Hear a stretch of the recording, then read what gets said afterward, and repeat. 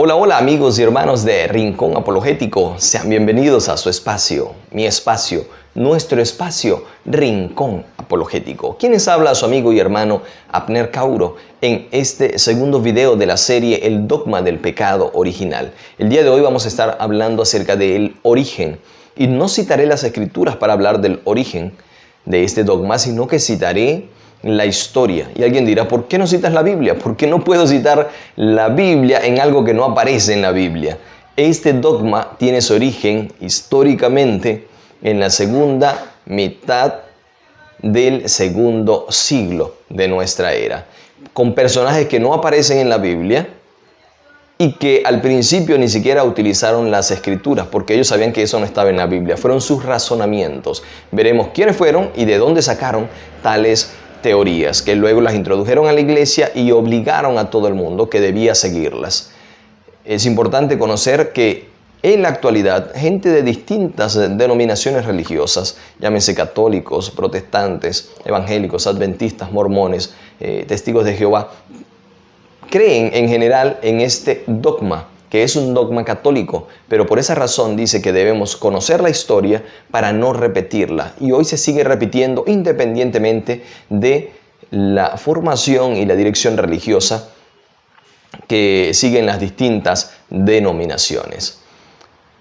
Los padres apostólicos, aquellos que recibieron la doctrina y la autoridad después de los apóstoles, nada dicen acerca de este asunto. Es necesario llegar después del año 150 a los padres apologéticos, entre ellos Ireneo, obispo de León, Tertuliano y Cipriano, que son los primeros en hablar acerca de lo que es el pecado original. Y digo según porque el primero de ellos, Ireneo de León, no cita expresamente el pecado original. No usa la escritura para hablar de eso tampoco. Usa un breve razonamiento solamente para hablar de que Adán perdió el paraíso y por lo tanto toda la humanidad también lo perdió.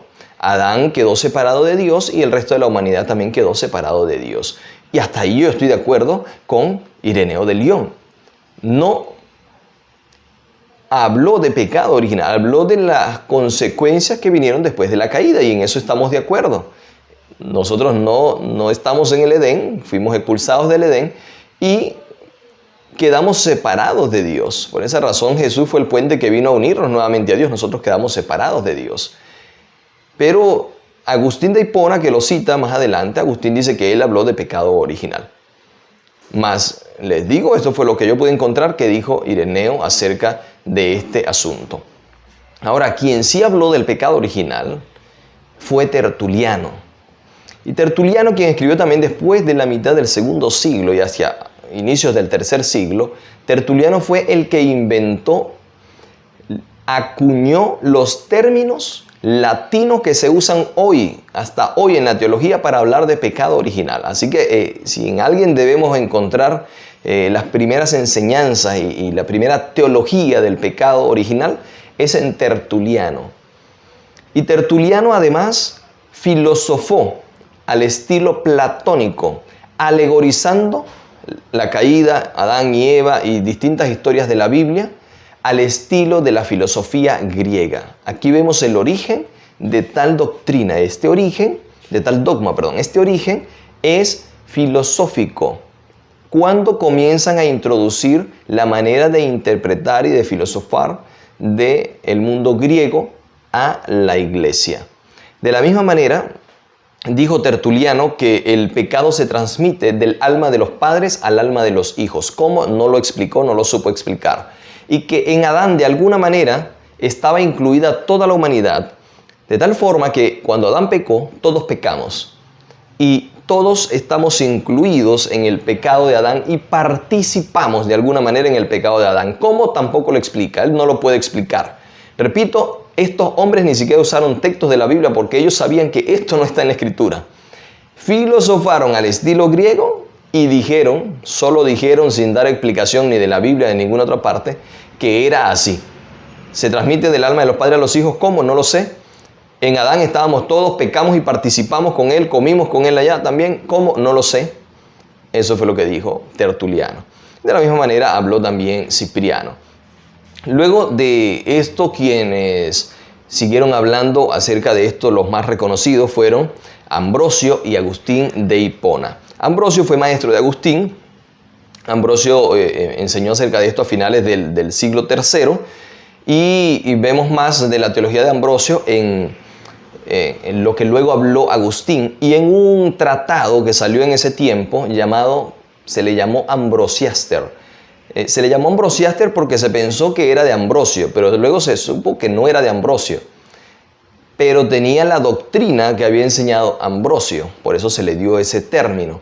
Y en este tratado, Ambrosiaster nos habla de que antes de haber nacido ya nosotros hemos pecado.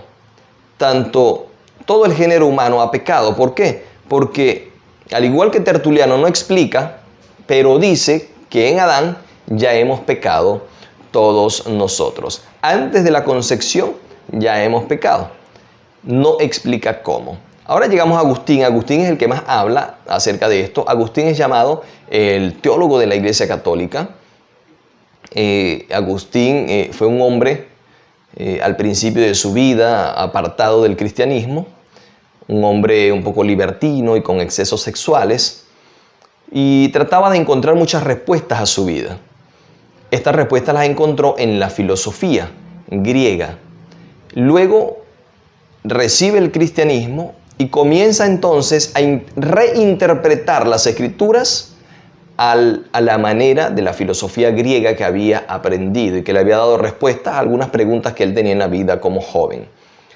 Y entonces Agustín no tenía tenía ciertos conocimientos, pero no tenía amplia preparación, no conocía hebreo, ni conocía griego, sino latín. Por lo tanto, él se basaba en las traducciones latinas que se hacían de las escrituras. Esto lo llevó a que en varias áreas, según incluso hoy expertos lo pueden deducir, en varios puntos él se equivocó e interpretó mal las escrituras porque las interpretó basados en traducciones erradas del latín.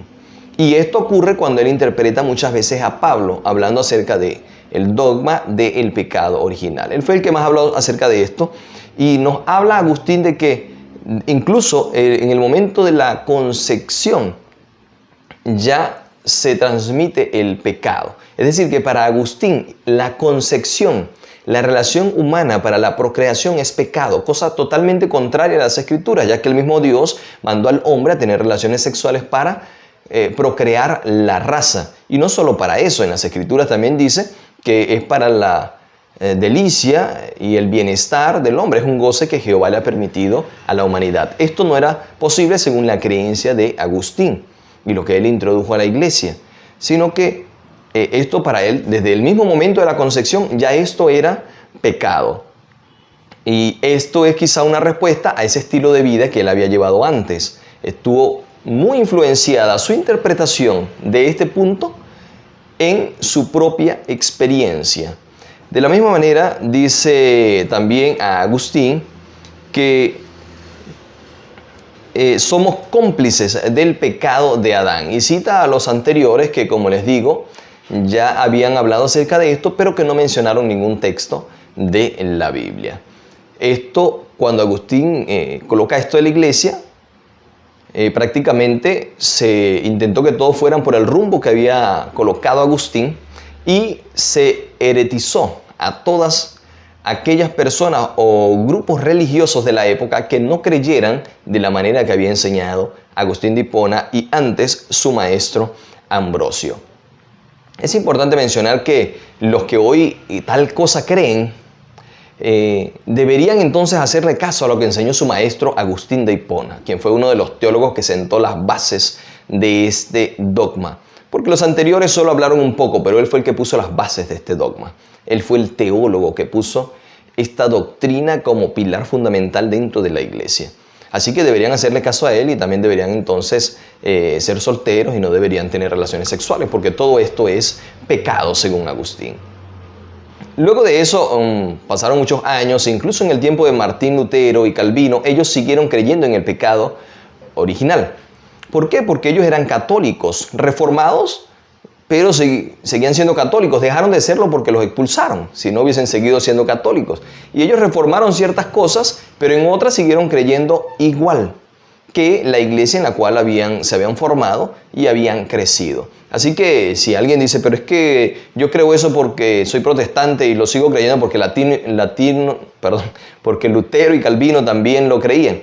Sí, pero la luz del justo es como la luz de la aurora. Ellos tuvieron luz en algunos asuntos, pero en otros ellos siguieron creyendo de la misma manera errada que venían pensando las personas anteriores a ellos. No basados quizá en la Escritura, sino basados en tradiciones e interpretaciones filosóficas. Y luego el clímax de todo esto llega muchos años después, en el Concilio de Trento, concilio que se da como respuesta a la reforma protestante que ya mencionaba de Lutero y Calvino, y es allí cuando entonces en junio de 1546 se decreta que todos recibimos un pecado de herencia y generacional de padre a hijo desde Adán. Y se coloca como un dogma, como una doctrina de la iglesia, contra la cual nadie puede decir nada, y es así porque ellos lo decretaron así.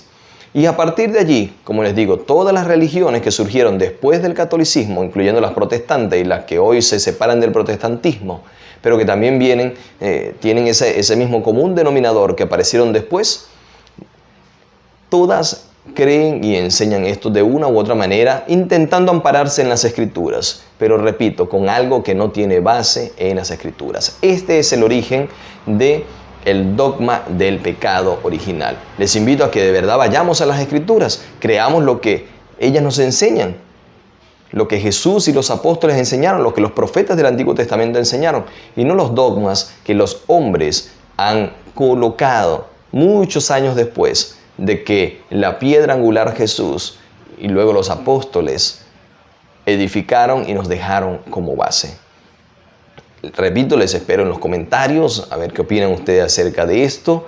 También pueden compartirlo si les parece que es una buena información. Y por supuesto, like, manito arriba si les ha gustado y desean también que otras personas puedan verlo. El mensaje estará más disponible mientras más interacciones tenga el video. Dios les bendiga, nos vemos en la próxima, el tercer video de esta serie, el dogma del pecado original.